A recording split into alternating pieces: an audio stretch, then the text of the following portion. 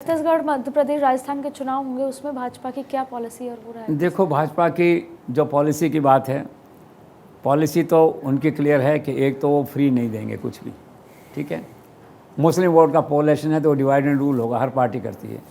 OBC के लोग भी खड़े होंगे, दूसरे लोग भी खड़े होंगे, मायावती खड़े होंगे, और जैसे होता है एक तरह से जो है।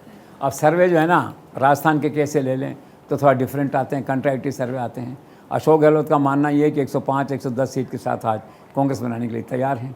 उनके जो मीडिया अभी सलाहकार जो सर्वे वगैरह कर रहे हैं, जो है क्या नाम है उनका, नरेश अरोड़ा जो है, तो उनका कहना भी है कि 105-10 के आसपास हम ऐसा मानते हैं जो है। हालांकि कभी कभी उनको भी ऐसा लगता है कि हम 70 पे तो नहीं है कहीं, कुछ लोग ऐसा कन्विंस कर देते हैं ना, लेकिन घूम फिर के बात आती है, कहते हैं नहीं क्लियर मेजोरिटी है। और कभी कभी लगता है फील्ड के अंदर जो लोग जाते हैं तो कि जो फ्री का हुआ है उसका इतना इम्पैक्ट हुआ है कि राजस्थान में it is Gehlot who is fighting election, not Congress. इसलिए बीजेपी कई लोग कहते हैं हमें गहलोत मुक्त राजस्थान बनाना है, तो कहने से नहीं होगा ना, आपको पहले अपने घर को एक करना पड़ेगा उसके लिए। और मैंने पहले भी कहा है कि राहत का मुकाबला आप राहत से कर सकते हैं, भाषण से नहीं। तो भाजपा को अगर अशोक गहलोत का सामना करना है राहत का, तो बड़ी राहत लेके सामने आना पड़ेगा, जिसे कहते हैं लीडरशिप को इकट्ठा करके सामने आपको आना पड़ेगा लड़ने के लिए। तो आज की स्थिति में क्या है कि राजस्थान का जो सर्वे है या वो है, इट्स सेंस डिवाइडेड। मैंने सुना कि भाजपा ने एक सर्वे करवाया तो कांग्रेस की 101 कुछ बताई ऐसी और भाजपा की 89 बताई, लेकिन कांग्रेस से लोग कहते हैं कि अगर 89 है तो बढ़ेंगे लोग फिर तो। यू गेट माई पॉइंट, हमारे से 1 और 89 में फ़र्क तो कम ही है ना जो है ये। लेकिन दूसरी क्या, राजस्थान में एक आम इम्प्रेशन है कि वसुंधरा नहीं है तो कैसे होगा, क्या होगा।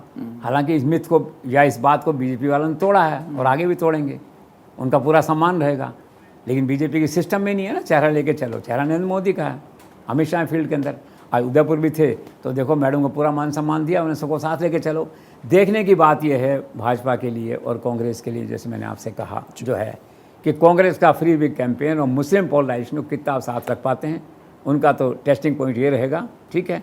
और दूसरा भाजपा के लिए रहेगा कि आपकी लीडरशिप यूनाइटेड है कि नहीं। मेरा ऐसा मानना है कि अमित शाह के डंडे के सामने सब यूनाइटेड हो जाएंगे, अगर नहीं भी हैं तो हो जाएंगे। दूसरा क्या है, एक करप्शन का मुद्दा भाजपा की स्ट्रैटेजी में है कि करप्शन ने हमें मारा बेंगलोर के अंदर, करप्शन के प्रचार ने, परसेप्शन ने।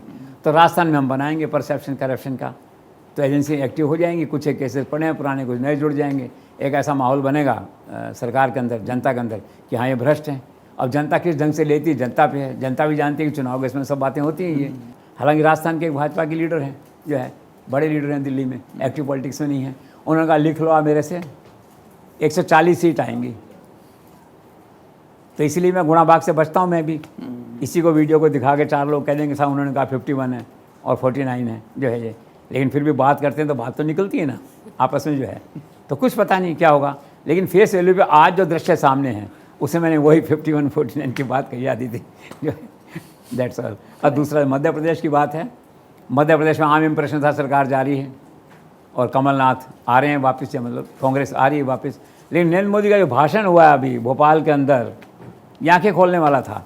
ऐसे 10 भाषण अगर वहाँ पे हो गए तो पासा पलट भी सकता है वहाँ पे जो है। और भोपाल क्यों चुना उन्होंने? नरेंद्र मोदी देखिए बहुत सुलझे हुए, बहुत गहरे व्यक्ति हैं। उन्होंने पहले होमवर्क किया होगा, मैं भोपाल से क्यों अपना ये नैरेटिव बनाऊँ। तो देखिए आप भोपाल के अंदर कुल 80 लाख आपके बूथ कार्यकर्ता हो, जो एक चलिए ना बात, मेरा बूथ सबसे मजबूत, एक नया नारा, लोकप्रिय नारा चला है जो, तो उसमें वहाँ उन्होंने देखा कि 80 लाख हैं पूरे कंट्री में, और आप देखिए 40 लाख मध्य प्रदेश में। तो जगह चुनी, कुशाभाऊ ठाकरे की भूमि है काम करने की। और वैसे क्या है कि बीजेपी और आरएसएस का एक एक्सपेरिमेंट जिसे लेबोरेटरी कहते हैं वो वहाँ पे रही है, तो चुना उन्होंने उसको जो है। वो भाषण इतना क्रांतिकारी था, जो तालियां बजी थी इस वीडियो में मैंने देखा, भी आपने देखा होगा। ये तालियों की गूंज मुझे ऐसी सुनाई दे रही है कि भाजपा के शासन के आने की शुरुआत नहीं हो जाए कहीं मध्य प्रदेश में। ये तो टफ है। पर और रही बात, इसकी बात चलती है जब मुख्यमंत्री की कि उन्हें बदलेंगे कि नहीं बदलेंगे।